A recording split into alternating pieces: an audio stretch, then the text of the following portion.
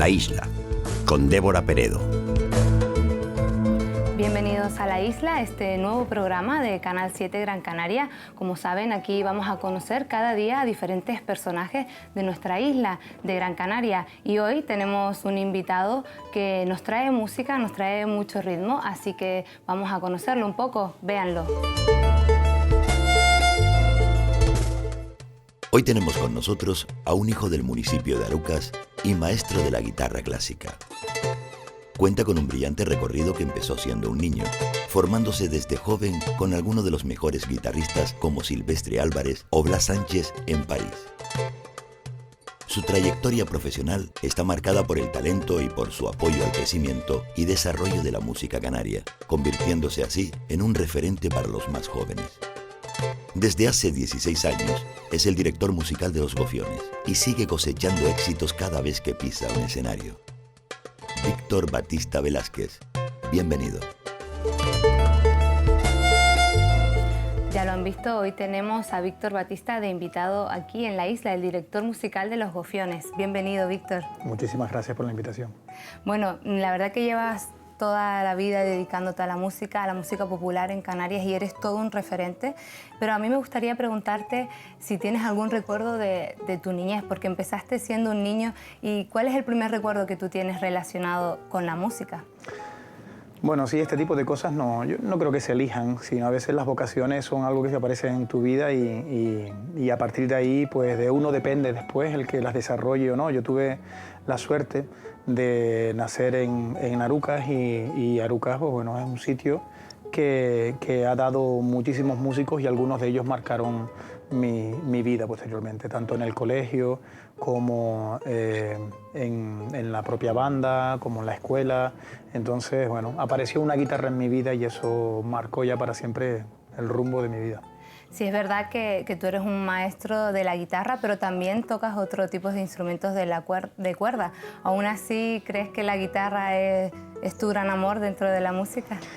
Sí, todos los que se adentran en el mundo de la música en algún momento han querido expresar cosas que su propio instrumento, el que más dominan, no les valen, porque la música es muy extensa, es muy amplia. Yo creo que uno de los instrumentos más increíbles que hay es la propia voz humana y a partir de ahí el resto de los instrumentos lo que han querido hacer en algún momento es imitar las dotes o las posibilidades expresivas que puede tener la propia voz humana. Entonces yo en principio como guitarrista en algún momento pues hice incursiones con otro tipo de instrumentos diferentes, tanto de viento como de cuerda frotada, el propio piano.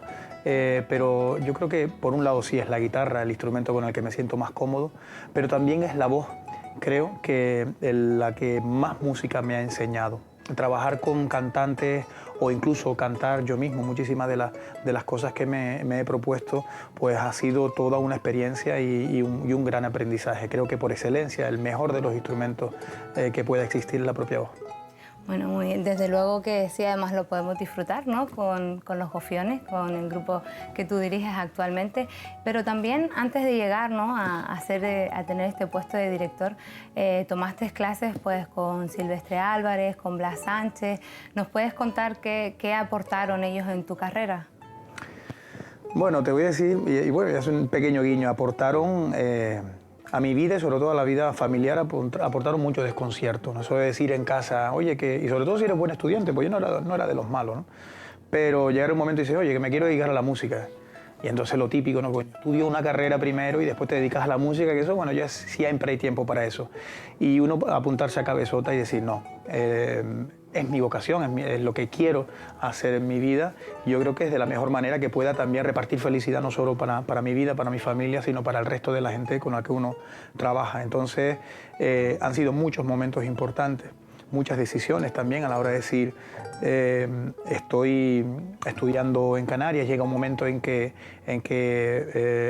te ofrecen otra oportunidad de viajar y entonces fue Francia quizás el momento en donde esos 3 años que viví allí, el momento que más revolucionó todas las ideas que yo tenía en la cabeza y posteriormente también vivir todo aquello a la hora de volver otra vez. Yo tenía claro que en algún momento el que es isleño sabe que en algún momento tiene que volver otra vez a su tierra, a volcar todo aquel aprendizaje. Y hasta ahora así ha sido, ¿no?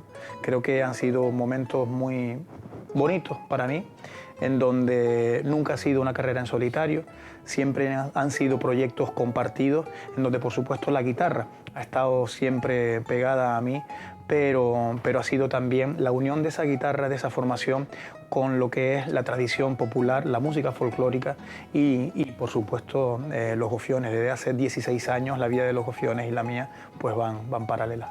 Sí, como decíamos que vienes de Arucas, eres de Arucas y tú siempre has apoyado todo lo que es la cultura musical de tu municipio con las escuelas municipales. Digamos que tienen una larga tradición en Arucas, ¿no? Y hay muchos músicos que nacen de allí. ¿Crees que por qué se da esto en Arucas? ¿Por qué salen grupos y gente del mundo de la música del municipio? Mira, yo creo que Canarias es un eterno invernadero, y un eterno invernadero de la misma manera que los alérgicos. Yo soy alérgico también al polen, y entonces en Canarias siempre hay una flor que está en floración, siempre hay algún alérgeno que te está haciendo reaccionar. De la misma manera, el propio aislamiento ha hecho que Canarias tenga al mismo tiempo esa condición de complejo, a lo mejor de inferioridad, de como que se te pasa el tren y todos los que están haciendo música o creando más allá de nuestras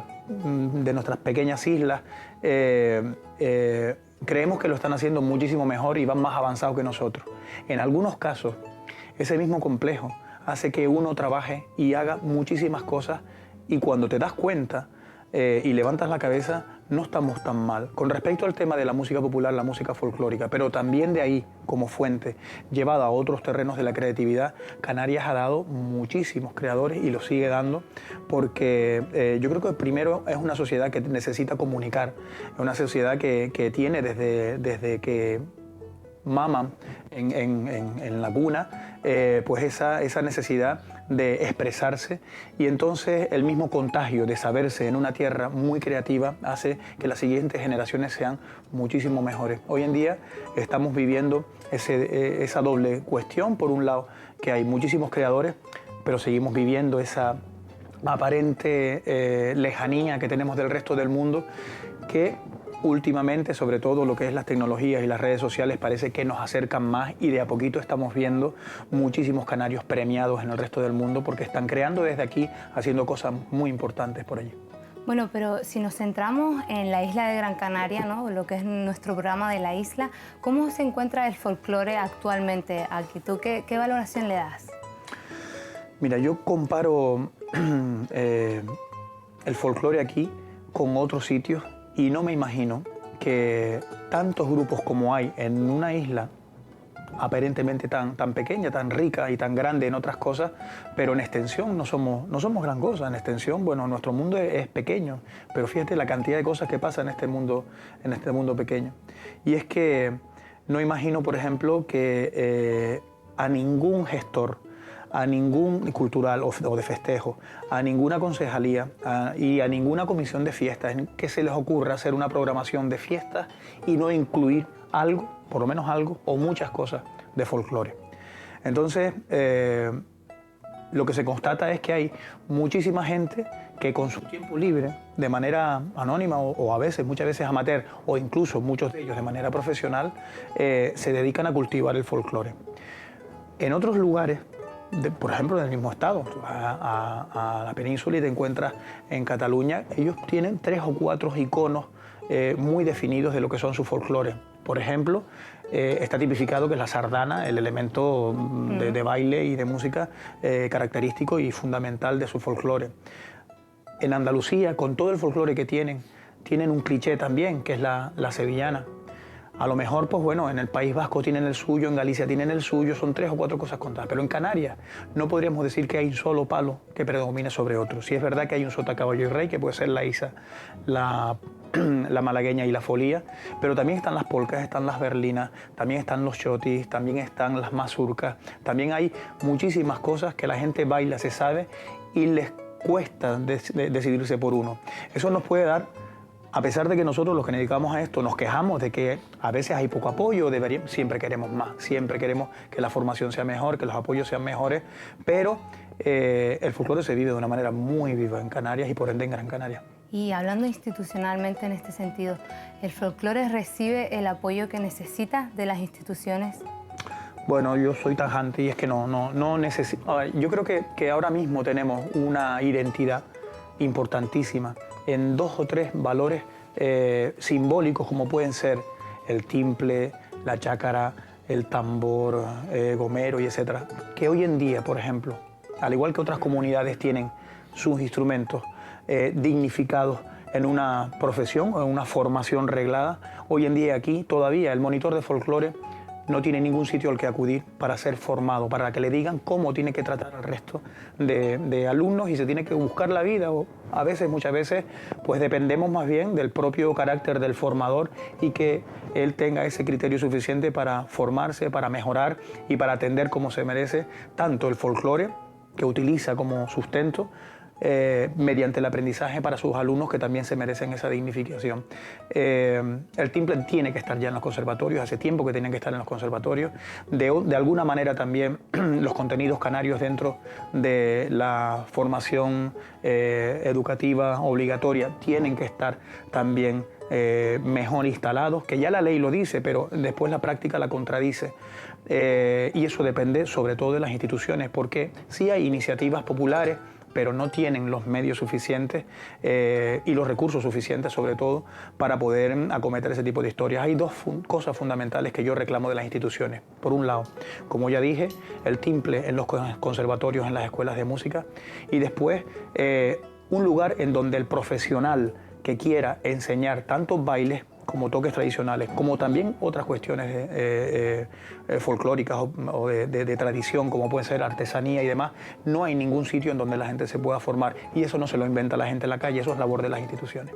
Sí, parece que desde luego sí que necesitan más apoyo de todo lo que es relacionado, ¿no?, con lo tradicional de Canarias. Y hablando de esto, ¿tú crees que existe aquí en el que es el folclore algún tipo de intrusismo o ha habido de intentar meter nuevas tradiciones supuestamente canarias? Sí, lo que pasa es que ahí entramos en un terreno peligroso. Por ejemplo, a ver, que en las fiestas de un barrio, y no voy a decir cuál, aunque sé cuál, porque tengo el programa en mi casa, pero un barrio de Las Palmas de Gran Canaria, que al final de sus fiestas pongan Bajada de la Rama y tú te veas a la gente con la banda de Guayedra bailando y la gente tal. Yo creo que eso, por un lado, es no entender bien de qué se trata. Nosotros al mismo tiempo somos cuidadosos en un sentido con algunas tradiciones, pero por otro lado después las cosas que nos divierten las queremos sin ningún tipo de pudor ni escrúpulos representarlas en otros sitios. La isla de La Palma, muchas veces el Cabildo se ha quejado de que, por ejemplo, en Gran Canaria se hacen muchísimos bailes de indiano de cualquier manera. Nosotros nos quejaríamos, a lo mejor, si alguna de las fiestas importantes que nosotros tenemos, reproducir la romería del Pino en cualquier otro lado, no se puede. Reproducir a lo mejor, pues, yo qué sé, cuestiones como la tralla del gofio, la bajada del agua, muchísimas cosas que tienen que ver más con sitios concretos, en momentos concretos que son el contexto adecuado, que explican ese tipo de tradiciones. A veces nosotros hacemos esa aculturación y cambiamos lo que nos da la gana. Después están el dinero y el negocio que se mueve alrededor de manifestaciones como puede ser el Halloween o como el tema de, no sé, ahora mismo pues las Navidades también nos las han cambiado y nosotros el carnaval también tradicional. Por ejemplo, en Gran Canaria, en el sureste, se habla mucho de carnaval tradicional y se mezclan las murgas con ese tipo de historias, que sí están súper instaladas y el pueblo las siente como suyas, pero hay un carnaval tradicional todavía anterior, muy anterior a eso. En Canarias, cosas como en Lanzarote tenemos los buches, los diabletes de Teguise, tenemos en el Hierro los carneros de frontera, en Tenerife están el matar la culebra, pero nosotros tenemos los bailes de piñata y en el proyecto de desarrollo comunitario de la aldea, en la aldea de San Nicolás, también pues salen en carnavales, aparte de las famosas mascaritas, todos los niños vestidos con pieles de cabra, y hacen de rebaño y después los pastores van pastoreándolo por ahí por las calles y ellos se lo pasan muy bien. Eso es carnaval tradicional y hay muchísimos aspectos de ese tipo que la gente no los conoce y eso que esos colectivos hacen mucho esfuerzo para que el resto de la gente de la sociedad los conozca. Estamos sujetos también siempre a que lo de fuera nos invada y nosotros de todas formas también es inevitable que haya muchas cosas de fuera que nos vayan cambiando, nos vayan modificando nuestra manera de actuar, pero es que siempre fue aquí. Dime qué tipo de cosas hemos inventado nosotros en Canarias o en Gran Canaria. Prácticamente nada. Tenemos, sí, a lo mejor una memoria genética y 3 o 4 cosas que más que nada, quizá a lo mejor la coordenada geográfica, social, histórica, pues nos hace ser de una manera distinta. Pero siempre fuimos un pueblo muy permeable, siempre lo fuimos. Y ahora el tiempo que nos toca vivir también. Lo que pasa es que en este tiempo hay mucha información que el tiempo verá cuál es la que se aclimata y cuál no. Sí, desde luego estamos en un cruce de caminos, ¿no? Entre 3 continentes principalmente y lo que dices pues tiene toda la lógica, ¿no? De que siempre nos van llegando a lo largo de toda la historia, han ido llegando cosas nuevas a Canarias y a Gran Canaria, por supuesto, también. A mí me gustaría preguntarte por la carrera profesional en concreto que tú fuiste uno de los fundadores o el fundador del encuentro de guitarra clásica que se celebra en Guía y que, por cierto, este año 2014 ya va por 20 años que se llega celebrando. Entonces, bueno, me gustaría que nos dijeras si tú pensabas que esto iba a perdurar tanto en el tiempo y a crecer, ¿no? Como ha crecido, que ya ahora es internacional, viene gente de todos lados a dar clases y bueno, a lo que es el encuentro. Mira, lo mejor que le puede pasar a uno es que ponga todo el empeño y el cariño en cualquier proyecto y en algún momento sea capaz de desaparecer del proyecto, no estar, y ese proyecto siga. Eso es muy importante. Bien, eso es la manera más bonita que hay de apadrinar o de ser padre, a lo mejor de ese tipo de eventos, porque al final de lo que se está hablando no es que se mantenga ese nombre o que cumplan 20 años, porque aquí ahí suena como muy institucional. Yo cuando me dicen que algo así, en donde uno tomó parte al principio, aunque no estuve solo, allí tuve ayuda de muchísima gente. Cuando algo así cumple 20 años, yo más que pensar en siglas, más que pensar en 20 ediciones, pienso en la cantidad de gente que ha pasado por ahí, la cantidad de niños y mayores que pasaron por allí y que siguen pasando y que se siguen ilusionando con la formación ahora mismo, tanto en la música, en la guitarra clásica, como en el timple, que hace ya unos cuantos años que están dedicándole bastante esfuerzo pues, a promocionar y a trabajar el tema del timple de concierto. Porque ese es el verdadero milagro. ¿A cuánta gente habrá sido uno capaz de contagiar a cuántos niños sabiendo que al principio estuvo en ese carro?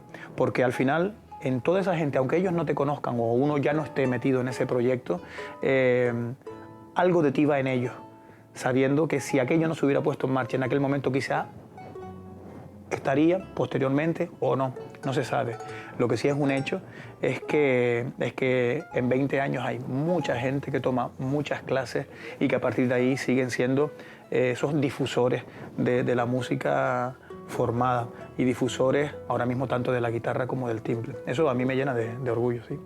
Hablas de música, de lo que es formarse en la música, ¿no? Lo importante que es estudiar lo que es música, el instrumento o al estilo que cada uno se dedique.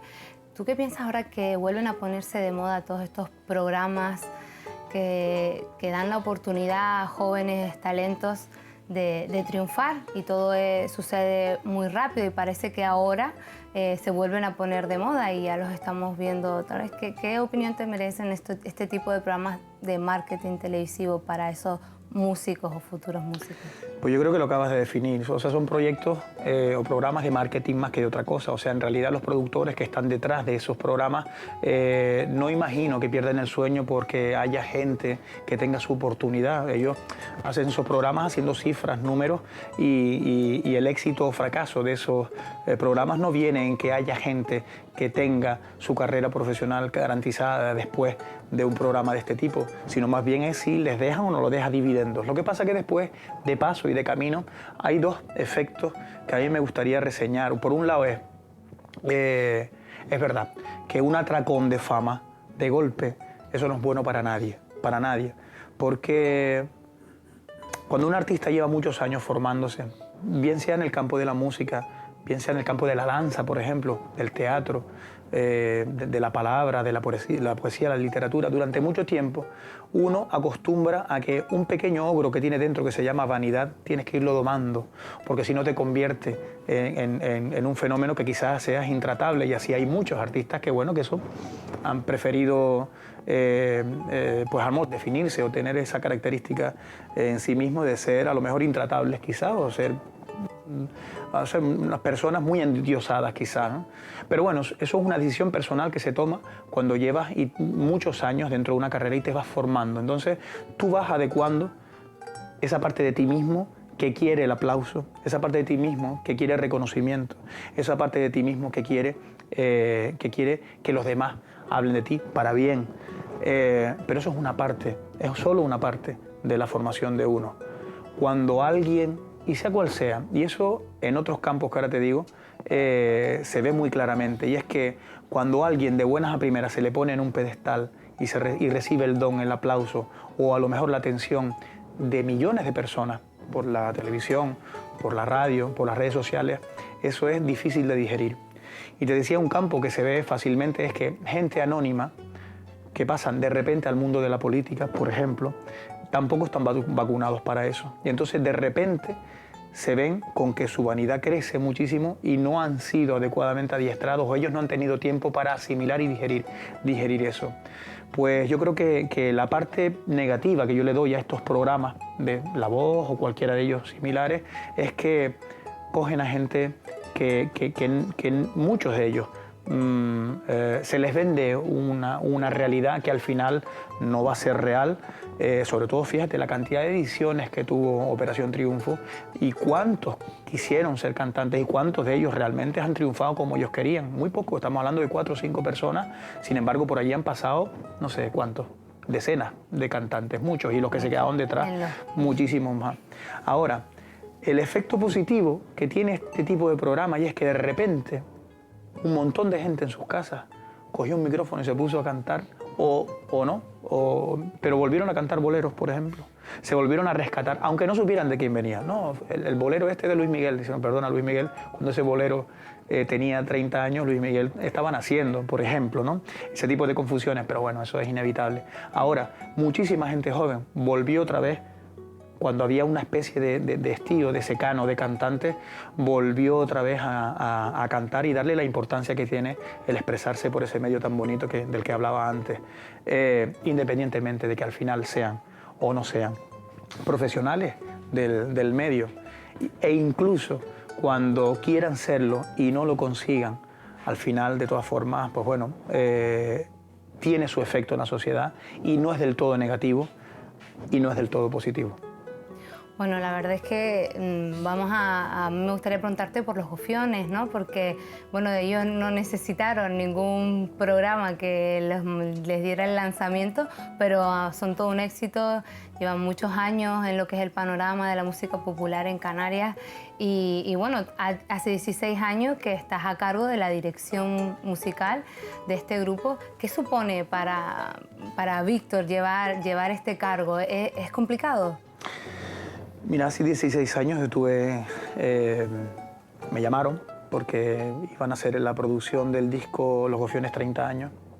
Y entonces, pues, tenían a 2 o 3 personas, se reunieron con ellos y al final, pues bueno, hablaron conmigo para ver si quería dirigir el grupo.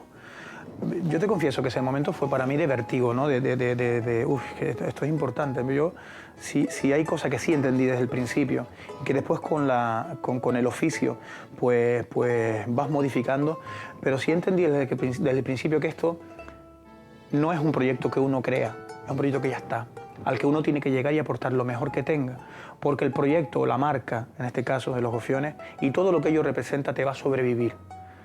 Por lo que sea, porque en algún momento ya no eres válido, porque hay gente que lo puede hacer mejor, o porque uno a lo mejor tira otros derroteros, otros caminos y se quiere, pues bueno, le dice adiós a esa relación de tantos años y tira por otro lado. Entonces, desde ese momento sabes que esa responsabilidad te va a obligar a dar lo mejor de ti mientras estés.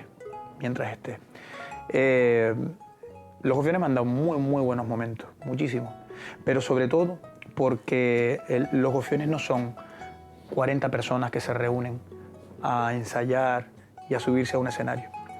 Son una marca que ya está instalada en el ideario identitario de Canarias y además es el referente de la música popular en Gran Canaria. Aunque hay otros grupos y que lo hacen muy bien y que habrá otros grupos que seguirán también aportando, pero de momento los años te van convirtiendo en algo que la gente se acostumbra a tenerlos al lado. La marca suena, los éxitos son coreados por mucha gente, las críticas también de las cosas que no les gusta. Entonces eso quiere decir que formas parte de sus vidas. Entonces Los Gofiones no son solo una marca, no son solo la gente que se reúne a ensayar y a sacar música, a hacer discos o espectáculos, proyectos, lo que sea, sino son muchísima gente detrás. Los que están hoy en día mirando para ti y los que estarán, porque para ellos también se trabaja. Estamos obligados a ser referentes y eso pesa, pero eso te obliga también a caminar, a estar al frente de nuevas ideas, de hacer cosas, de moverte para que de alguna manera, al mismo tiempo que el grupo progresa, también haya muchísima gente, tanto de grupos folclóricos como de grupos de música popular, miren hacia ti y se vean reflejados en ti. Mira, hace aproximadamente unos 8 o 9 años, una cosa así, estuve en Perú en un encuentro en Lima, en un encuentro de tunas. Y oye, mira qué bien, pues voy a saludar a la gente, seguro que habrá tunas españolas, tunas de todos lados y tal así. Pues el día que estaba no había tunas españolas, porque había varios días, varias fases, digamos, del concurso que se tenían ellos. Y entonces, pues vi tunas argentinas, tunas de varias partes de Perú, tunas mexicanas, una tuna boliviana, una tuna brasileña. El 80% de las tunas tenían un timple. Y yo escuchando tunas de la otra orilla, ese día me gocé 3 sisas a Candidito, 2 folías y una malagueña canaria. Bueno, perdona que te corte, nos tenemos que ir unos minutos, nos vamos a escuchar unos mensajes comerciales y seguimos hablando sobre todo de los futuros trabajos que tienen Los Gofiones y también del éxito que acaban de tener junto con los sabandeños de Manta y Estameña. Así que nos despedimos unos segunditos y volvemos en breve.